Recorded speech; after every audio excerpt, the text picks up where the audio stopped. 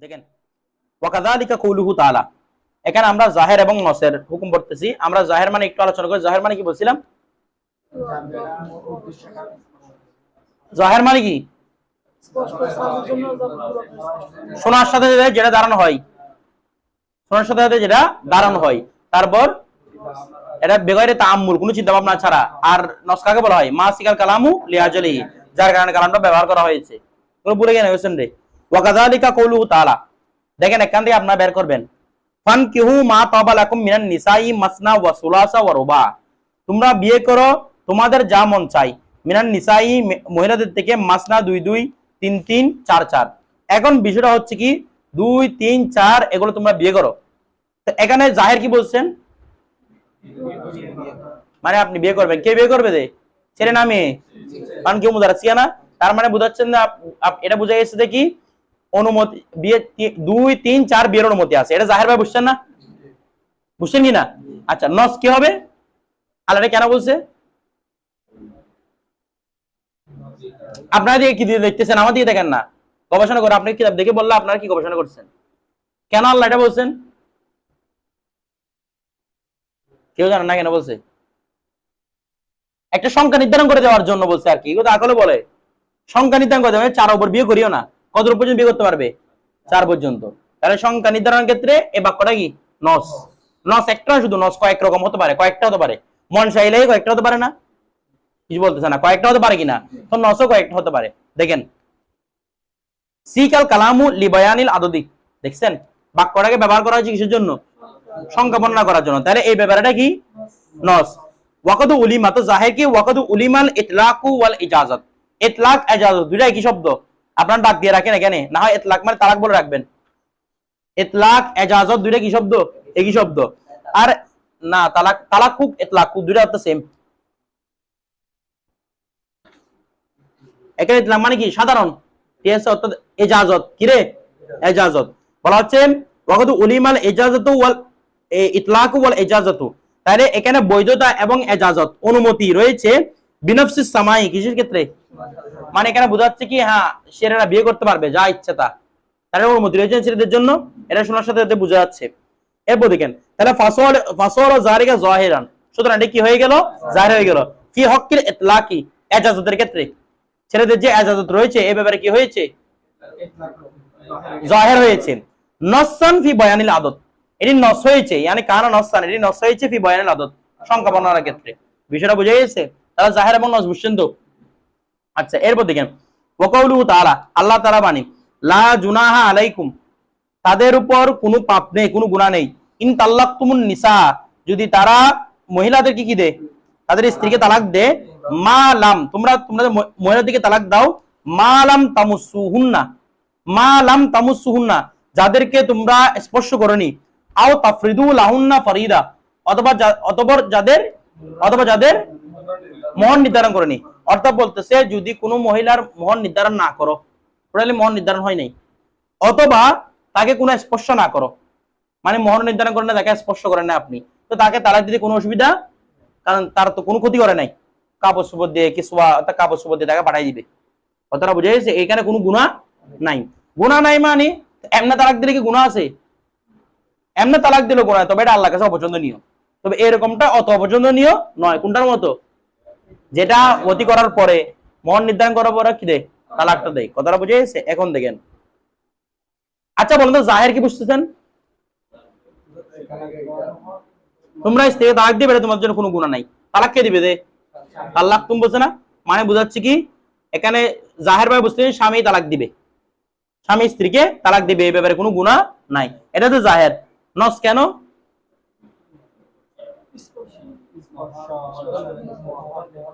এটা মানে মোহর নির্ধারণ করা ছাড়া, স্পর্শ করা ছাড়া তালাক দিলে এটার হুকুম কি হবে সেটা বর্ণনা উদ্দেশ্য না?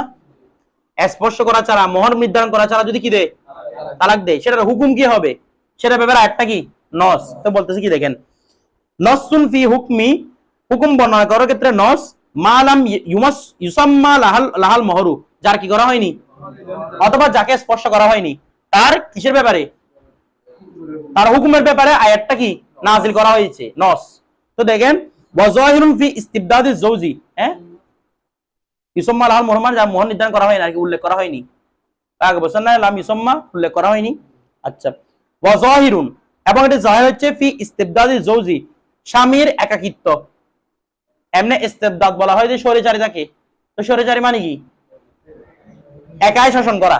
বলতে ফি ইস্তিবদাদি জৌজি স্বামীর একা শাসন করা বিত তালাকি, তো তালাক যে স্বামী দিবে এই ব্যাপারটা কি জাহির, কারণ শব্দ বলছে কি তালাক তুম, হে স্বামীরা যদি তোমরা তালাক দাও, আমার তালাক কে দিবে স্বামীরা, এই ব্যাপারটা জাহির।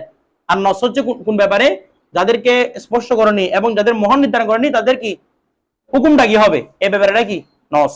এখন দেখেন ওয়া ইশারাতুন, এখানে একটা ইশারা রয়েছে মানে ইশারাতুন নস। এই ইশারাতুন নস কাকে বলছিলাম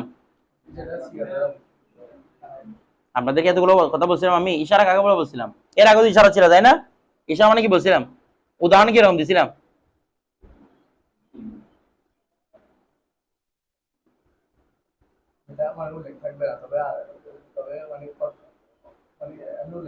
বলছিলাম যে ইশারাতুন নস বলা হয় যে আপনি কাউকে দেখতে গেছেন, তো দেখতে যাওয়ার উদ্দেশ্য হচ্ছে আমি অমুককে দেখতে যাবো, আমি জামে দেখতে যাবো এখান থেকে, তা আপনি শুধু জামে দেখছেন আশেপাশে অনেক কিছু দেখছেন না, এগুলো হচ্ছে ইশারাতুন নস।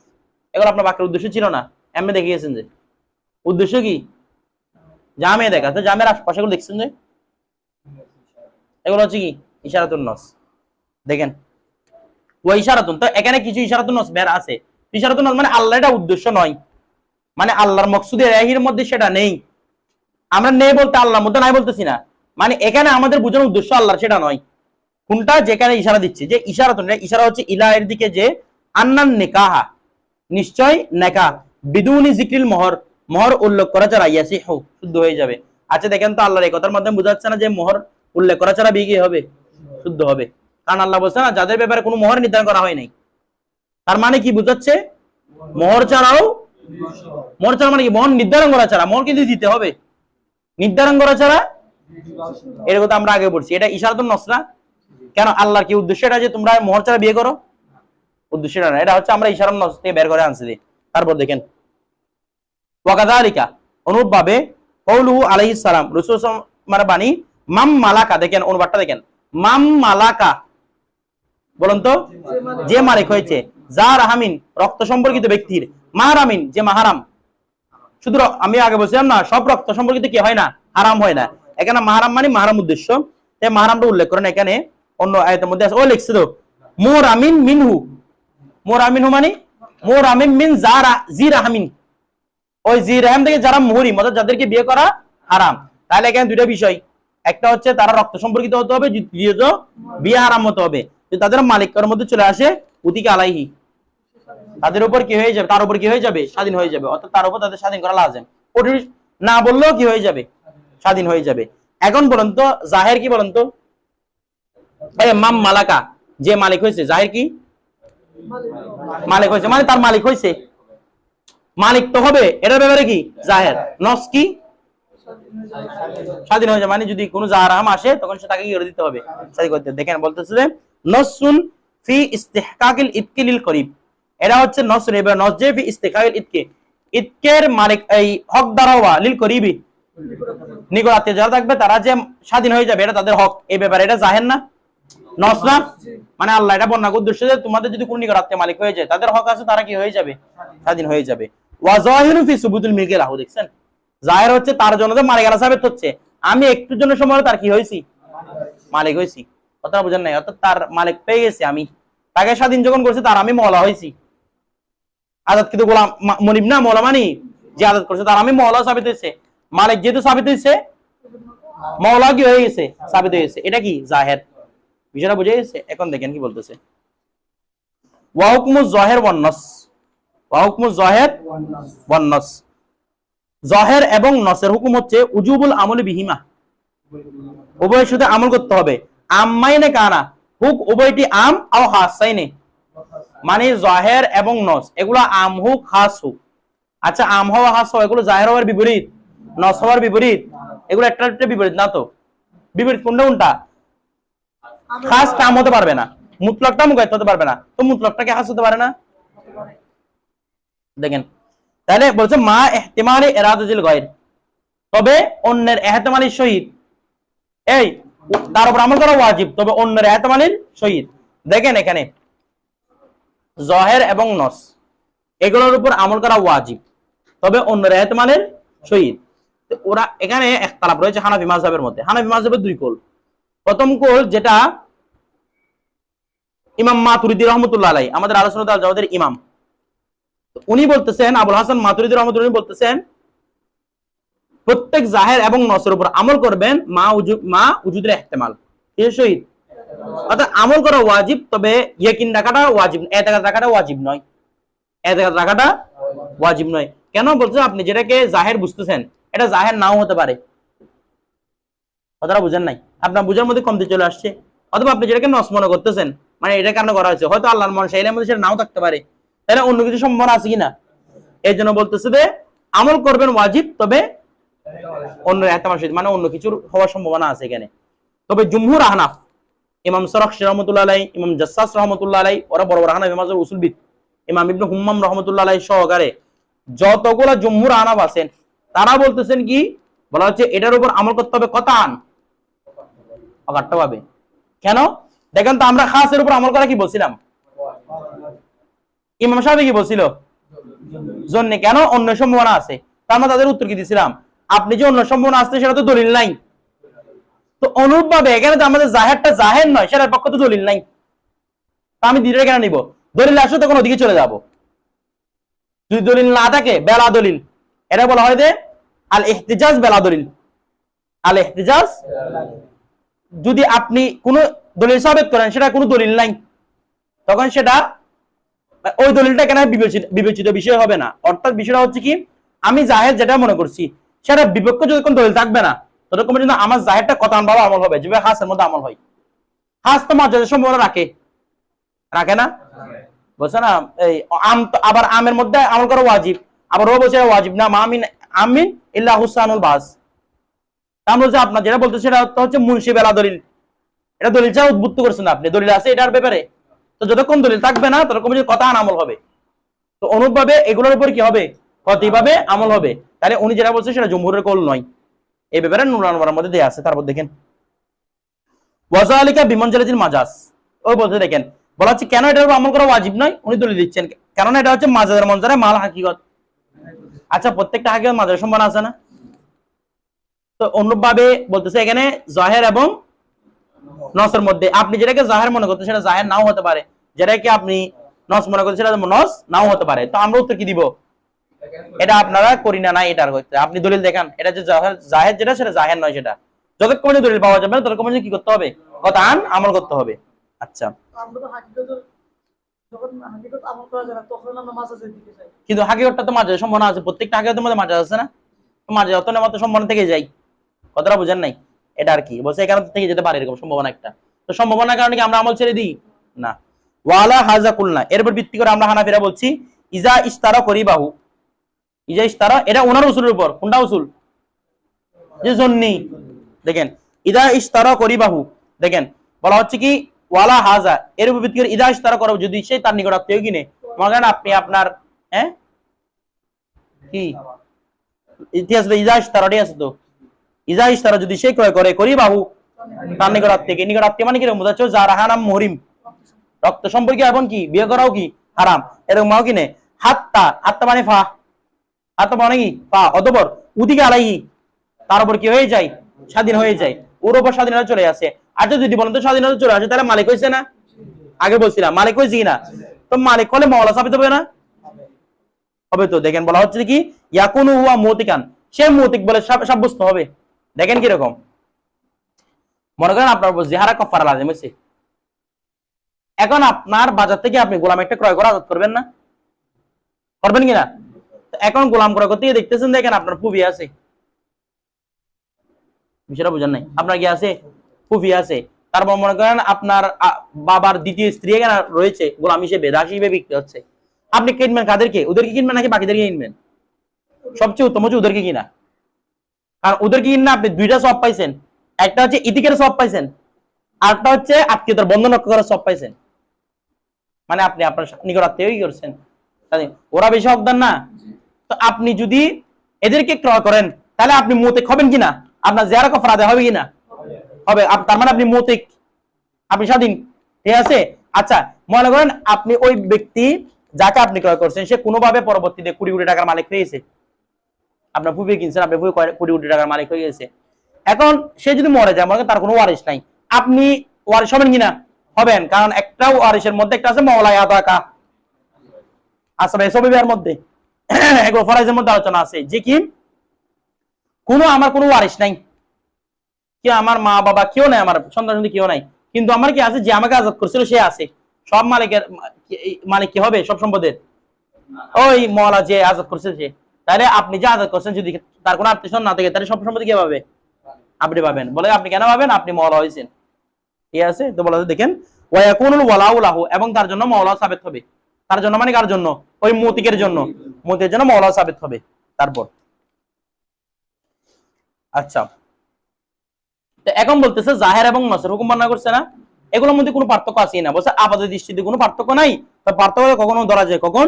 ওয়াইন্নামা ইয়াজহুরু তাফাউতু, তাফাউত জাহের হয়, তাফাউত মানে কি? বৈপরীত্য, বাইনাহুমা উভয়ের মাঝে ইনদাল মুকাবালা, যখন কি হয়? আচ্ছা এতক্ষণ পর্যন্ত পড়ছি জাহের এবং নসকে মোকাবেলা করছিল একটা একটা, কিন্তু অনেক সময় কি করবে?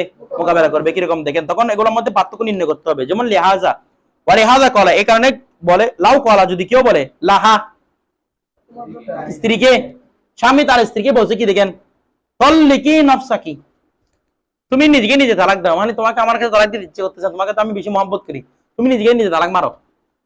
এই তালাকটাকে কি বলে বলছিলাম? তালাকে মুফাওয়াদা, মুফাওয়াজ, ফৌজুন মানে তাফওয়িজ মানে কি? ওরা সবর জগরা। তালাকে মুফাওয়াজ, স্ত্রী কি বলছেন, এই তুমি তোমাকে তালাক দাও। তাহলে স্বামী শব্দ কি বলছে? তল্লিকি নাফসিকি, মালিক বানাই দিছে না? জাহের কি রে? এখান থেকে জাহের কি? শুধু তালাক দিতে বলতেছে। আচ্ছা স্বামীর নস কি বলেন তো? এক তালাক দেওয়া। তল্লিকি বলছে না, কয় তালাক দিবে? শব্দ কি বলছে? সরি শব্দ বলছে না, তো সরি শব্দ মানে কয় তালাক পড়বে? স্বামীর উদ্দেশ্য ছিল কি করা? এক তালাক দেওয়া। এখন মেয়েটা বেশি শয়তান, এটা পরে ইয়া করতেছে নাকি বলছে দেখেন, ফাকওয়ালা তুমি বলছে আবান্তু নফসি, আমি নিজেকে বাইন করে দিছি। এই চাইছিল তালাকে রজি দেওয়ার জন্য, কে? স্বামী। স্ত্রী কি করে দিছে? বাইন করে দিছে। জাহের হচ্ছে বাইন, কারণ জাহের ভাবে তালাক কোনটা পড়ছে? বলেন না, জাহের ভাবে কোনটা পড়ছে? কিছু বুঝতেন না। স্ত্রীকে আমি মালিক বানিয়ে দিয়েছে তালাকে, তুমি তালাক দাও। স্ত্রী বলছে কি আবান্তু নফসি, স্ত্রীর মালিক হয়ে গেছে না, মালিক হওয়ার পরে কি বলছে? তাহলে স্ত্রী যে আবান্তু নফসি বলছে, জাহের হচ্ছে কি বাইন করা। ও যখন আবান্তু বলছে, নিজেকে নিজে তালাক দিচ্ছে, কি শব্দ বলে? আবান্তু বলে। তার মানে তালাকটা জাহের ভাবে কোনটা পড়বে? বাইন পড়বে। কিন্তু নস কি? স্বামীর নস কি? তালাকে রজি দেওয়া। এখন দেখেন তো বৈপরীত্য হয়েছে কিনা জাহের এবং নস। স্বামীর ইচ্ছা ছিল যে এক তালাকে রজি দেওয়া, তাহলে কি বলে? বিষয় বুঝতেছেন না আপনারা? এটা স্বামীর মকসদ ছিল না, আমরা কালাম থেকে বুঝতেছি তো। আর স্ত্রী কি করে দিছে? তাহলে স্ত্রী জাহের তালাক কোনটা ফেলতেছে? বাইন ফেলতেছে। তাহলে বাইন এবং নসের মধ্যে বৈপরীত্য হয়েছে কিনা? এখন কোনটাকে প্রাধান্য দিবেন? সবচেয়ে জাহের কোনটা? নস। সবচেয়ে জাহের কোনটা? জাহের নাকি নস? নস। তাহলে কোনটাকে প্রাধান্য দিব? নসকে জাহের উপর প্রাধান্য দিব। তার মানে কোন তালাক পড়বে? ও যদি আমান তো বলেও কয় তালাক পড়বে? এক তালাক। ও যদি বলে দে এরকম আবান্তু সালাসান, আমি 3 তালাকে মোকাবেলা করব, তারপরে বলবো কয় তালাক? কারণ স্বামীর উদ্দেশ্য কয়টা ছিল? একটা। তারপর দেখেন মালিক বানাইছে, কিন্তু আমি তাকে তালাকের মালিক বানাইছি, আমি তাকে বাইন করার মালিক বানাই নাই তো। বুঝেন নাই? তাকে আমি তল্লিকি নফসিকি, তাকে আমি তো এরকম বলে তুমি যেরকম ইচ্ছে সেরকম তোমাকে তালাক দাও, এরকম বলছে। আমি কি বলছে? তল্লিকি নফসিকি। এবারের থেকে বোঝার জন্য বলতেছে এগুলা। দেখেন আপনাদের একটু আগে বলছিলাম না, এবারের থেকে অনেক কিছু সাবিত করা যায়। একটু উদাহরণ বলছিলাম না আপনাদেরকে, আপনি ছিলেন না সকাল 6টাতে, ছিলেন না? মাঝারে কি নিয়ে বলছিলাম যেটা, ওই স্ত্রীকে বলছিল আর কি কেউ, যে কি তুমি যদি চাঁদের চেয়ে সুন্দর না হও তুমি তালাক। স্ত্রীকে বলছে তুমি যদি চাঁদের চেয়ে সুন্দর না হও তুমি তালাক। এখন তালাক পড়বে কিনা? সকল মুফতি মত দিছে তালাক পড়বে। স্ত্রী দেখতেছে কালো, এটা অত সুন্দর না, তা চাঁদের চেয়ে কত সুন্দর হবে, এমনি সুন্দর না। তাই এটা কি হয়ে গেছে? তালাক হয়ে গেছে। ইমাম আবু হানিফা অথবা ইমাম মুহাম্মদ রাহমাতুল্লাহর ফতোয়া হচ্ছে, ওনার কাছে কোন ফতোয়া আসে বলছে তালাক হয় নাই। বলছে কেন এবার থেকে দেখেন তালাক হয় না কেন? কারণ আল্লাহ কোরআনের মধ্যে বলছে লাকাদ খলাকনাল ইনসানা ফি আহসানি তাকওয়িম, সবচেয়ে উত্তম অবয়ব দিয়ে সুন্দর সৃষ্টি করছে, তো চাঁদের চেয়ে সুন্দর, এই জন্য কি হয় নাই? তালাক হয় নাই। কথাটা বুঝে গেছে? তো এবার থেকে দলিল এগুলা আপনাদেরকে আগে তো বলছিলাম যে আমাদের এখানে একটা এই তালাকের ফয়সালা আসছে, ওই যে বলছিলাম না বাপের বাড়ির, মানে এখানে বলছিল যে স্বামী বলছে তুমি যদি কোনোদিন বাপের বাড়ি যাও তুমি তালাক, স্ত্রীকে বলছে যে বাপের বাড়ি গেলে তালাক। তা এখন বেচারি স্ত্রী, এগুলো এই ঘটনা কিন্তু অনেকের আছে, এই ঘটনা, কারণ এই ফিকের কিতাবের মধ্যে ঘটনা আছে। বলছে কি স্ত্রীর বাবা মরে গেছে, এখন তো স্ত্রী কান্না করতে যাবে বাড়ি দেওয়ার জন্য, বাবাকে দেখার জন্য, তো গেলে তো কি হয়ে যাবে? ফতোয়া কি আসতে সাধারণ অর্থ দেখলে ফতোয়া তালাক না, গেলে তালাক না, স্ত্রীরা দৌড়ে চলে গেছে বাবার বাড়ি। ইসলামের ফয়সালা কি হবে? আপনার কি ফয়সালা দিবেন? তালাক হয়ে গেছে, কারণ বাপের বাড়ি গেলে তালাক বলছে, কিন্তু বলছে তালাক হয় নাই। বলছে কেন? বাপ যখন মারা গেছে এটা বাপের বাড়ি না, এটা মামার বাড়ি হয়ে গেছে, আর বাইরের বাড়ি এখন সব করতে মালিক ছেলে না, এখন এটা কার বাড়ি? ভাইয়ের বাড়ি। তো বাপের বাড়ি যায় না, কার বাড়ি গেছে? যে ভাইয়ের বাড়ি গেছে, তালাক হয় নাই। এখানে বাক্য থেকে দলিল, তো তাহলে কি বলছে সেটা দেখবেন, যে কথা বুঝেন নাই? এখানে কিরকম হয়েছে জাহেরটা দেখার দরকার, মাফহুমটা দেখার দরকার নাই, শব্দ কি লিখছে এটা দেখে দলিল দিবেন। তারপর ইয়াকাউ তালাকু রাজিয়ান, সে যদিও বা আবান্ত বলে কোন তালাক পড়বে? এমনি আবান্ত বললে কোন তালাক পড়ার কথা? বায়ান করা। আচ্ছা, লিআন্না হাযা নসুন ফি তালাক, কারণ তালাকের রাজি হওয়াটা তালাকের ক্ষেত্রে কি নস? বলো।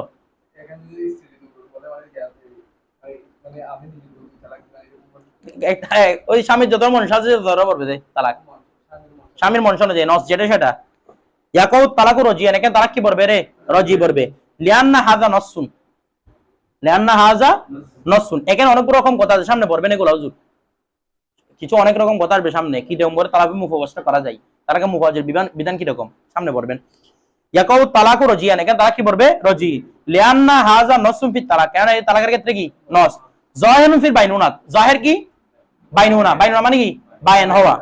ফায়দারাজ্জাহুল আমল বিন নসি, সুতরাং নসের সাথে আমল করা কি দিতে হবে? প্রাধান্য দিতে হবে। আচ্ছা, এরপর দেখেন ওয়াকাযালিকা কওলু আলাইহিস সালাতু ওয়াস সালাম, এরপর রাসূল সাল্লাল্লাহু আলাইহি ওয়াসাল্লামের বাণী, রাসূল সাল্লাল্লাহু আলাইহি ওয়াসাল্লাম কি ইরশাদ করতেছেন দেখেন, লিআহলি উরাইনা, কাকে? এটা তিরমিজি শরীফের মধ্যে হাদিসটা আছে, অনেক জায়গায় হাদিসটা আছে। আহলে উরাইনা হচ্ছে মক্কার আরাফাত এলাকার একটা বস্তির নাম, আহলে উরাইনা এদেরকে বলা হয়। হ্যাঁ, উরাইনা মানে উলঙ্গ, নাম যেরকম কাজ হয় এরকম ওদের। আহলে উরাইনা দেখেন এরা কি ছিল? এরা প্রথমে বিধর্মী ছিল। তো বিধর্মী অবস্থা ওরা কি করতো? উটের প্রস্রাব প্রস্রাব এগুলো পান করতো, কথা বুঝছেন? কেন ওই হিন্দুরা পান করতেছে না, গরুর প্রস্রাব প্রস্রাব এগুলো ওরা এরকম করতো, উটের প্রস্রাব প্রস্রাব পান করতো। এখন আহলে উরাইনা যখন মদিনা আসছে, তো মদিনা আবহাওয়াটা ওদের অনুকূল হচ্ছে না, মদিনা আবহাওয়া তো প্রশান্ত, ওরা আসছে জায়গা থেকে, এখানে এসে ওদের সহ্য হচ্ছে না, তো ওরা এখানে সবাই পেটের অসুখ হয়ে ওরা এক অবস্থা খারাপ হয়ে সবাই লুটে আসে। তো দুজন ব্যক্তি আসে আহলে উরাইনা থেকে আল্লাহ রাসূলের কাছে, ইয়া রাসূলুল্লাহ, মদিনা পরিবেশগুলো আমাদের অনুকূল হচ্ছে না, আমাদের পেটটা ফুলে যাচ্ছে, আমাদের পেট ফুলে ফুলে এত বড় বড় হয়ে গেছে ড্রামের মতো, এখন বলতেছে মানে আমাদের সমাধান কি? তো রাসূল সাল্লাল্লাহু আলাইহি ওয়াসাল্লাম ইরশাদ করছেন, দেখেন কি বলছেন, খেয়াল করেন, ইশরাবু, তোমরা পান করো, মিন আবওয়ালিহা, উটের প্রস্রাব, ওয়া আলবানিহা, উটের দুধ। আর আলবানিকে পান করতে বলতেছে না, এখানে আলবানিহা মানে কি? উটের দুধ, তোমরা উটের প্রস্রাব এবং দুধ পান করো। দেখেন উটগুলো ছিল সৎকার উট, কিসের উট? এগুলা ওখানে জমির মধ্যে চড়াচ্ছে, কিছু সাহাবী রাসূল গিয়ে তো ওদেরকে বলছে এখান থেকে পান করো, তোমাদের সুস্থ হয়ে যাবে। তো ওরা যখন দুধ পান করছে, এই মুতো পান করছে, ওদের কি হয়ে গেছে? সুস্থ হয়ে গেছে। এখন ওরা চিন্তা করতেছে এগুলো দেখে সুস্থ হয়ে গেছে, আমরা তো সুস্থ হয়ে গেছি, প্রস্তাব পান, যদি এই উটগুলাকে যদি আমাদের বাড়িতে নিয়ে যেতে পারি আমরা, তাহলে আমরা বড় একটা বিজনেস করতে পারবো। বুঝেন না কথা? তারা কি করছে? ওষুধ বিক্রি করবে আর কি, হোমিওপ্যাথিকের দোকান দিবে। এখন দেখেন, এখন এরা কি করছে, ওই তখন তো পাহারাদার কিছু সাহাবী ছিল, এ মাকেররা সাহাবী গুলাকে ধরে হাত পা কেটে মেরে ফেলছে, শহীদ করে দিয়েছে, হাত পা সবগুলো কেটে শহীদ করে দিয়েছে। দেখি ওগুলো নিয়ে পালাই গেছে। তো এই গোয়েন্দা সূত্রে আল্লাহ রাসূলের কাছে খবর আসছে, ওদেরকে ধরে আনছে আল্লাহ রাসূল, এদেরকে ধরে এনে এদেরকে হাত পা কেটে রোদের মধ্যে শুকা দিয়েছে। কেসাস আর কি, কেসাস না, কেসাস যেরকম কাটছে সেরকম কাটতে হবে। তো এখন দেখেন এখানে কি কি বলছে দেখেন, আচ্ছা, ইশরাবু আবওয়ালিহা ওয়ালবানিহা দ্বারা কি বুঝতেছেন জাহের ভাবে? মানে উটা পান করা জায়েজ, এই উট বলতেছি দুধ পান করা জায়েজ, এটা জাহের ভাবে বুঝতেছেন না? আচ্ছা, এবার আসেন দেখেন, আর নস, নস কিসে রয়েছে? নস বলতেছে কি এখানে শেফা রয়েছে, কি যে রয়েছে রে, মানে উদের শেফা রয়েছে, শেফার কারণে করা হয়েছে। দেখেন, নসুন ফি বয়ানি সবাবি শেফা, দেখছেন শেফা বয়ানের ক্ষেত্রে এটা কি নস, মানে এখানে কি রয়েছে? শেফা রয়েছে। ওয়া যাহিরুন, যাহির হচ্ছে ফি ইজাজাতি শুরবিল বোল,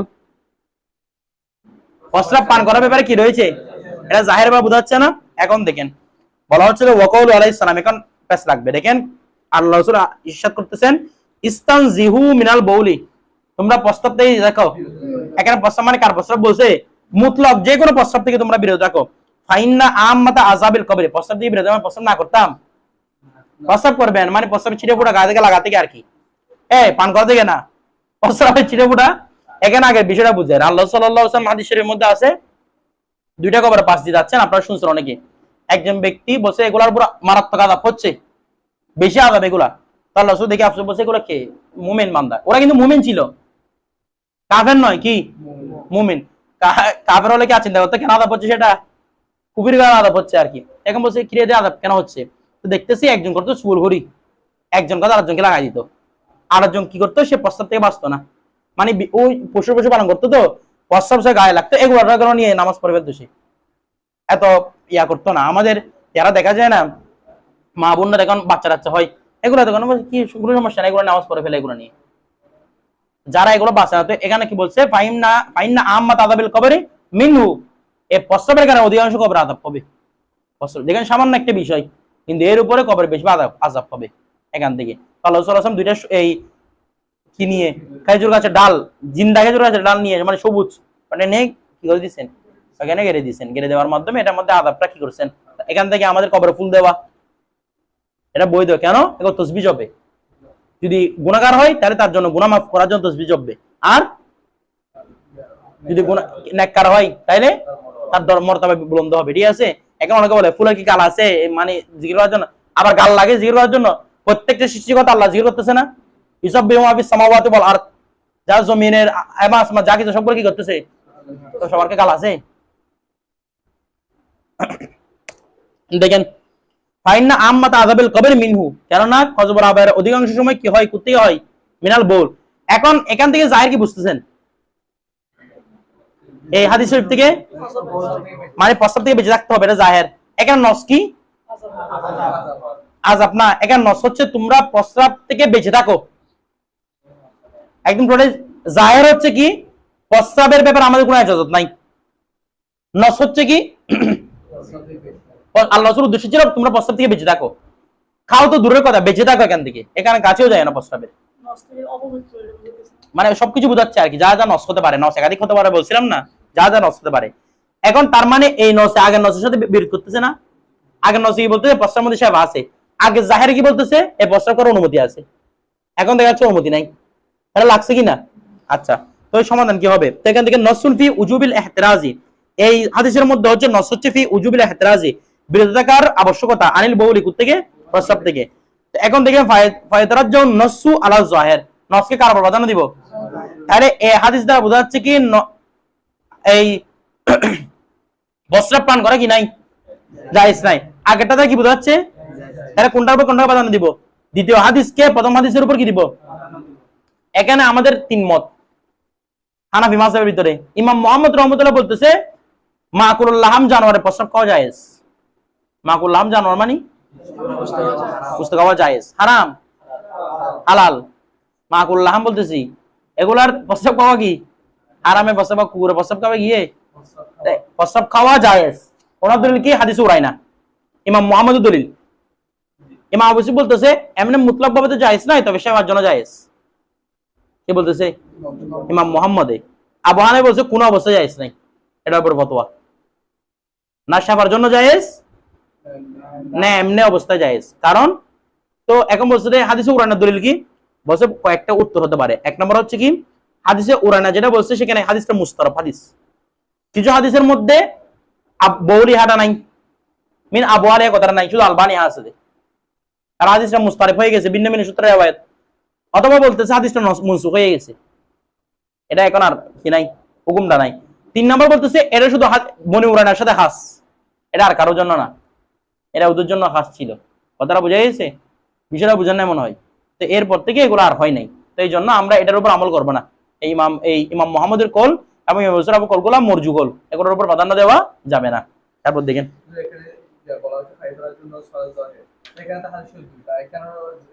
প্রথমটা দেখেন, প্রথমটা হচ্ছে দেখি, প্রথমটা জাহির হচ্ছে কি প্রস্রাব পান করার ব্যাপারে মুতলাক ইজাজত আছে, যেটা বোঝা যাচ্ছে কি এটার আল্লাহ রাসূলের ইরশাদ ছিল কি প্রস্রাব থেকে বিরত থাকা, অর্থাৎ এটাকে পান করবে তো দূরের কথা, এটা দিয়ে বিরত থাকো। তার মানে নসটাকে আরো প্রাধান্য দিব, জাহের উপর প্রাধান্য দিব। কথাটা বোঝা গেছে? দূরের সাথে হতো নস, এটা তো নস কি ইসলাম যেমন বড় নস কি প্রস্রাব থেকে বিরত থাকো, অর্থাৎ প্রস্রাব খেও না তোমরা।